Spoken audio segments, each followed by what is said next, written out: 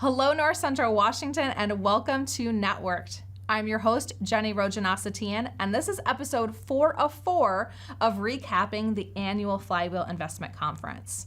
The Flywheel Investment Conference is Washington's meeting place for entrepreneurs and investors, and every year it's held in downtown Wenatchee, where business leaders, entrepreneurs, investors come together to connect, learn, and compete. At the heart of the Flywheel Conference is an investment competition with real dollars put up by local angel investors in the Flywheel Angel network. This year, our competition had 77 applicants. That's 77 companies across Washington state who wanted to apply for the chance to compete live on stage in Wenatchee. Those finalists were narrowed down from 77 applicants to 31 semifinalists, and then finally the top 10 who presented live. If you've not been watching along so far, you can visit us at flywheelconference.com or the NCW Life channel and watch our recap episodes leading up to this one.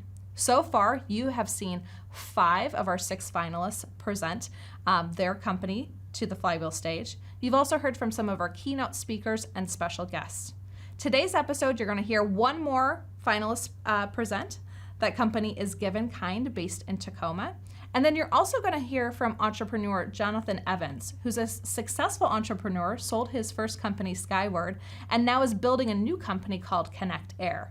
Now, Jonathan was not competing this year at Flywheel, but rather telling his entrepreneurial story and how it's evolved into another startup for him.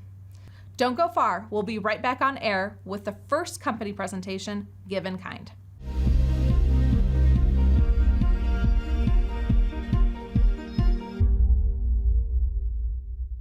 All right, we're back on air for that first company presentation, Give in Kind.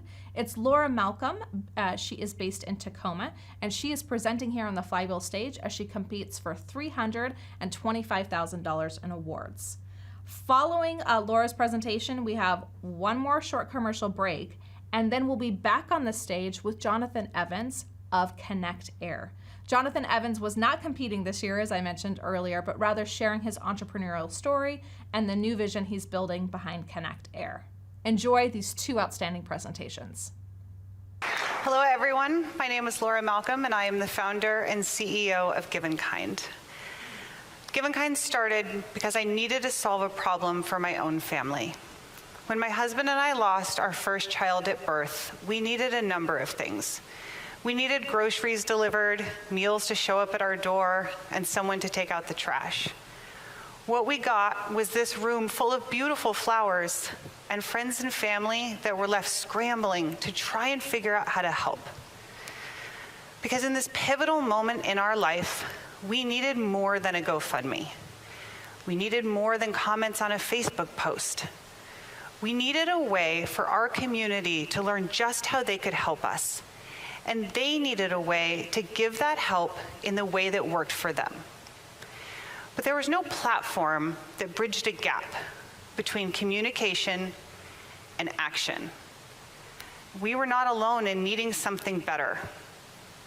I'm certain that each one of you can think of a recent time that you wanted to know how to help someone you care about. That's how $1 trillion in goods and services flow every year to your friends and family and neighbors and coworkers, to your school and church and community groups. But there's a gap between what is needed and what is given that touches individuals and organizations alike. So now imagine a world where you can send dinner to a friend who just had surgery, you can sign up to volunteer in your kid's class, you can make a donation to your favorite organization, all in one place. Amazon changed the way we shop online. PayPal changed the way we pay.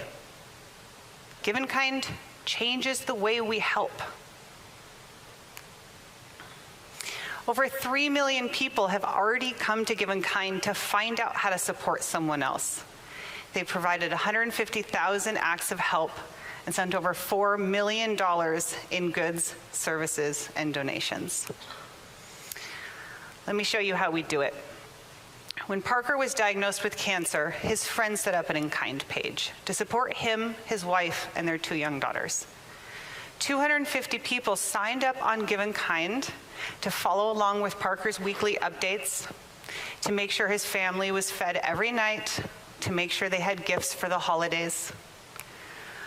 Parker would have had to set up pages on 4 different platforms to achieve the same level of support that he received through one in-kind page.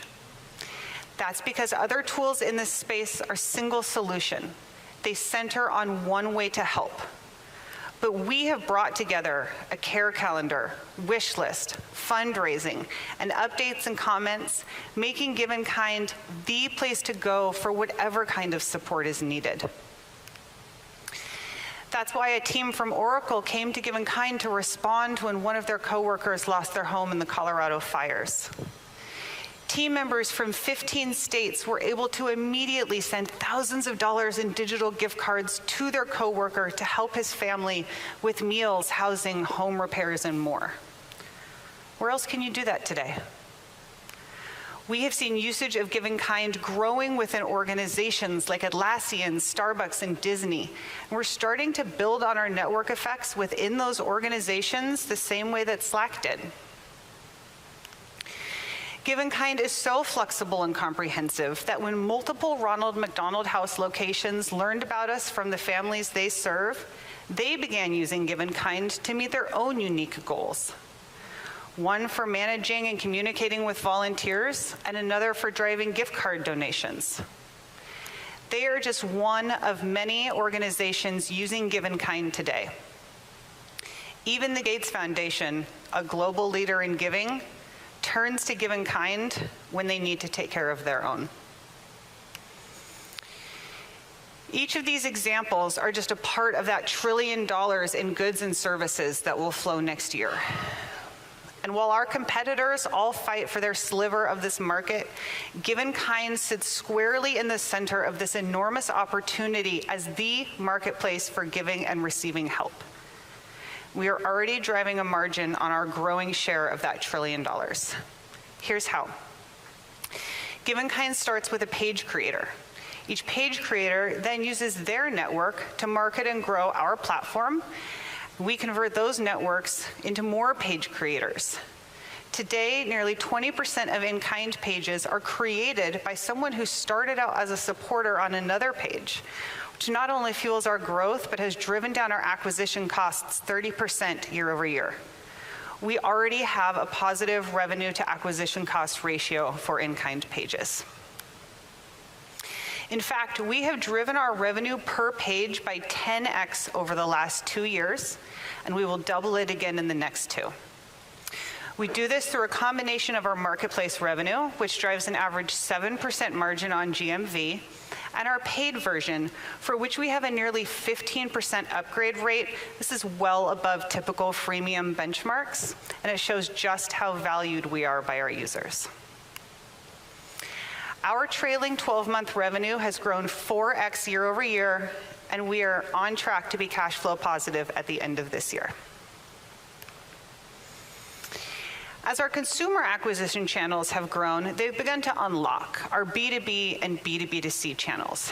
For example, we turned patient usage data into healthcare partnerships.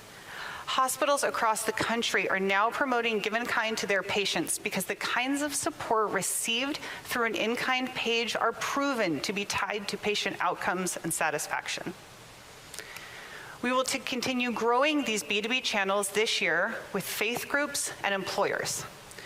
We have started by building tools serving the churches who are coming to GivenKind to manage their meal ministry efforts. These tools have led to opportunities to integrate with major channel partners like Blackbaud and PushPay. These B2B customers are important because they're compounding. Each customer will drive not only subscription revenue, but each in-kind page they create drives both transactional revenue and more viral pages, fueling our growth flywheels. We have done all of this with a lean and talented team based in Tacoma and located around the world. My long career in product management and Andy's in technology leadership have allowed us to build a best-in-class product. And our full-time team of 9 delivers an experience that our customers have called the best thing on the internet. So I will leave you with this. One of GivenKind's investors asks herself before making an investment, what will the world look like when this company is wildly successful? We see a world where anytime we want to know how to help, we turn to GivenKind, where it's as easy to send dinner across the world as it is to send money, where we can engage with our community outside of social media, where asking for help is normal and giving it is meaningful. Join us in making that possible. Thank you so much.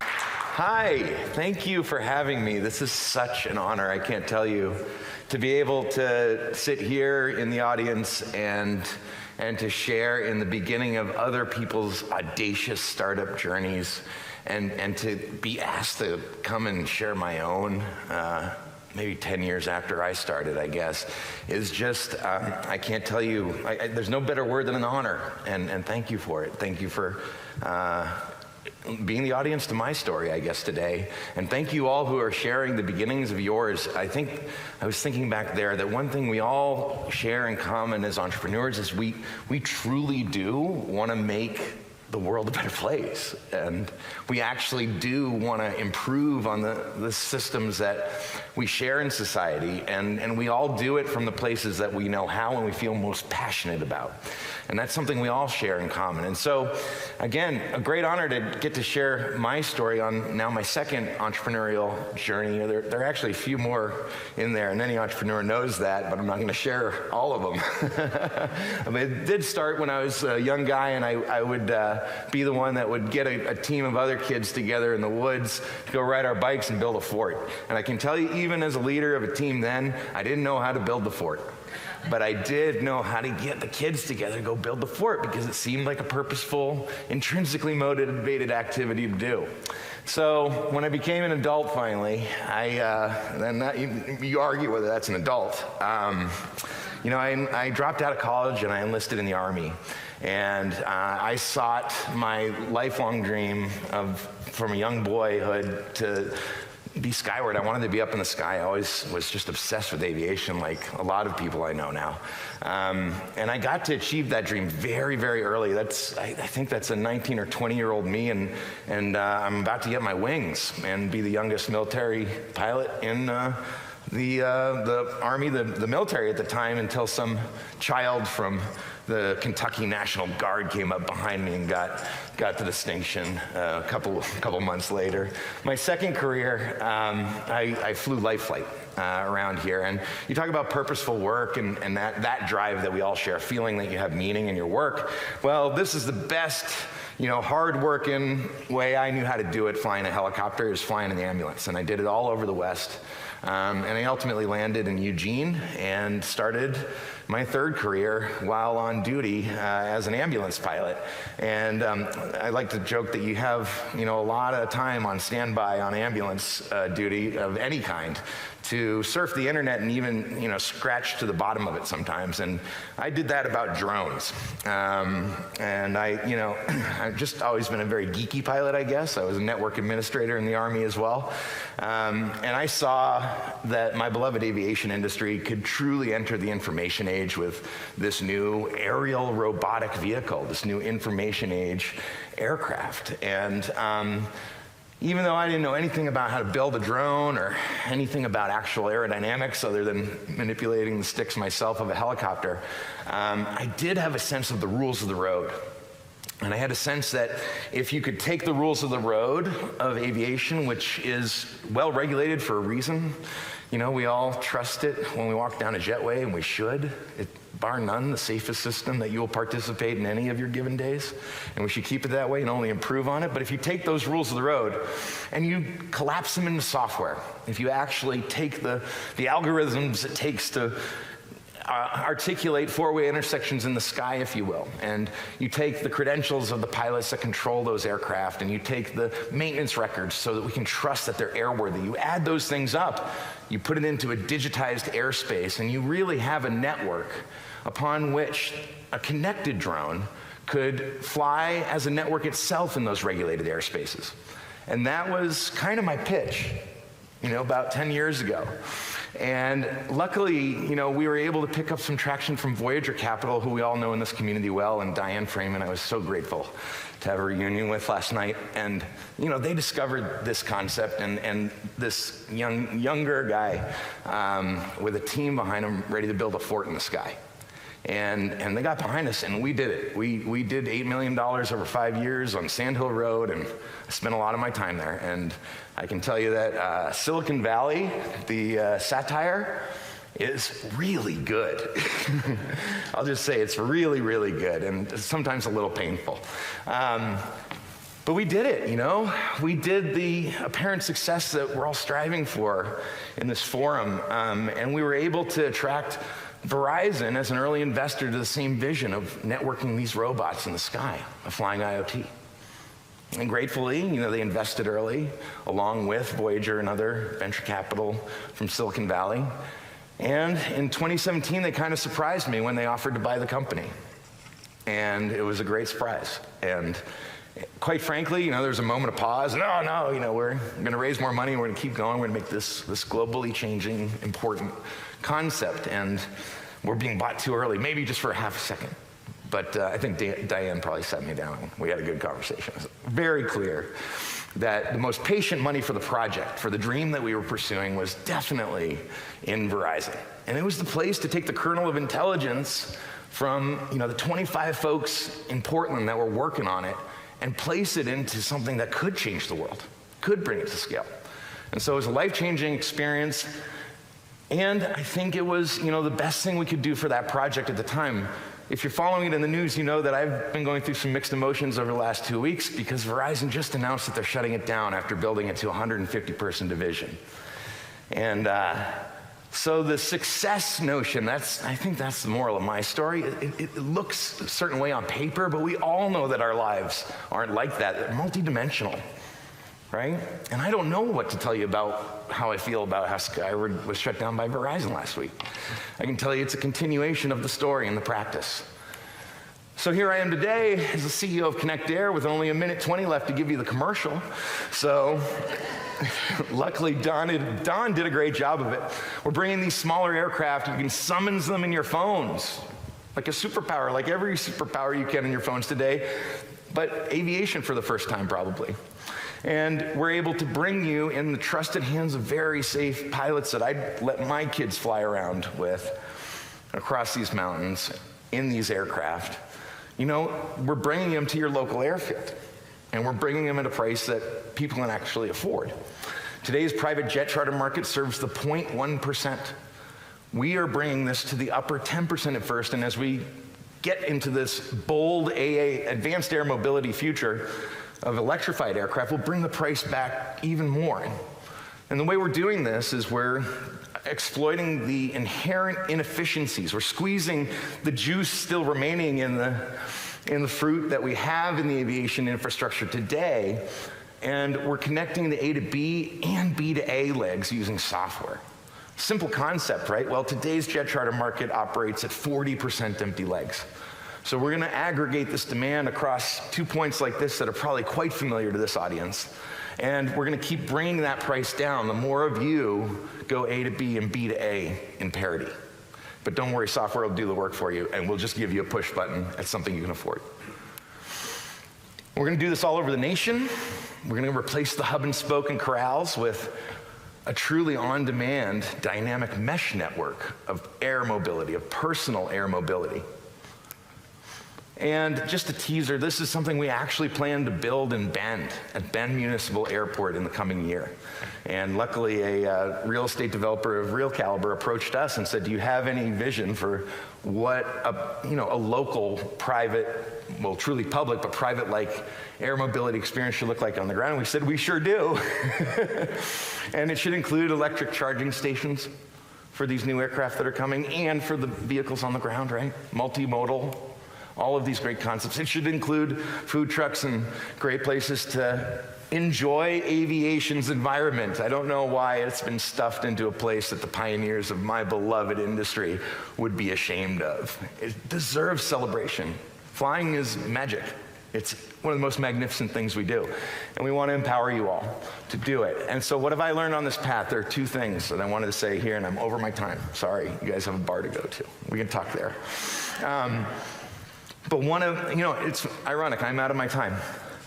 That's the first thing I want to say, that time is the only thing that you can invest. We're at an investment conference. The only thing I know that you actually invest in life is your time.